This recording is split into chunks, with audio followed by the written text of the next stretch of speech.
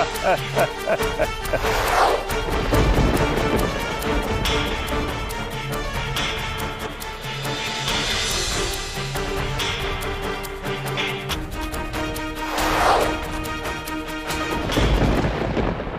তুমি?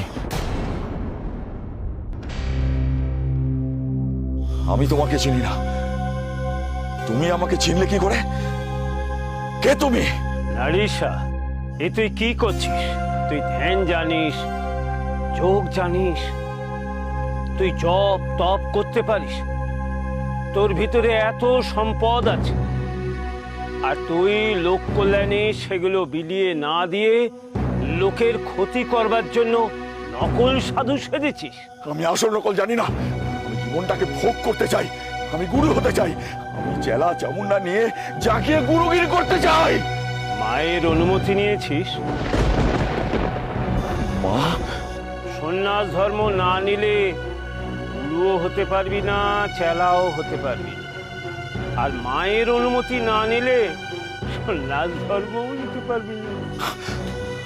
আমার আমার মায়ের কথা তুমি জানলে কি করে? আমার মা সে তো অনেক দূর দেশে থাকে, আর আমার বাবা এখনো বেঁচে আছে কিনা আমি জানি না। তোর বাবা মরে বেঁচেছে, কিন্তু তোর বৃদ্ধা মা তোর জন্য ভিক্ষা করেছেন। অন্ধ হয়ে দৌড়ে দৌড়ে ভিক্ষা করে নিজের পেটের দায় সামলাচ্ছেন। আমার মা ভিক্ষে করছে। নকল সাধু সেজে নেশার জিনিস বিলি করে নিজের এই সুন্দর জীবনটাকে তুই নরক বানাচ্ছিস। এক জায়গা থেকে সর্বনাশ করে আর এক জায়গায় সর্বনাশ করতে যাচ্ছিস। এই পাপ তোকে কোথায় নিয়ে যাবি তুই জানিস? তুমি কে?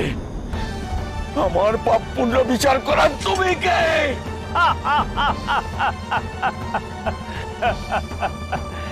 আমি পৃথিবীর পাপ দূর করতে এসেছি রে। তুই তো এই পৃথিবীর বাইরে নয় রে। আমার কথা তুমি জানলে কি করে? আমি বহু দূরে বসে বহু দূরের জিনিস দেখতে পাই ভূত, ভবিষ্যৎ। বহু দূরের ঘাসের ডগায় একটা শিশির বিন্দু আমার চোখ এড়ায় না। পারলে তোর সমস্ত যোগ বিদ্যা একত্রিত করে আমার চোখের দিকে তাকা, আমাকে চিনতে পারবে। তুমি কে?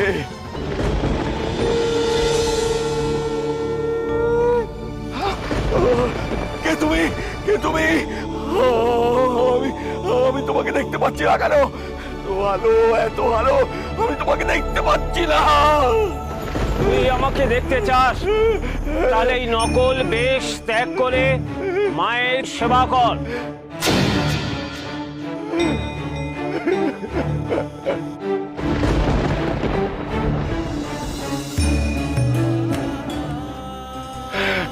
তাই করো প্রভু, তাই করো। আমি তো নিজের যোগ্যতায় তোমার কাছে পৌঁছতে পারবো না, তুমি আমাকে তোমার কাছে টেনে নাও প্রভু, আমাকে পাপ মুক্ত করো।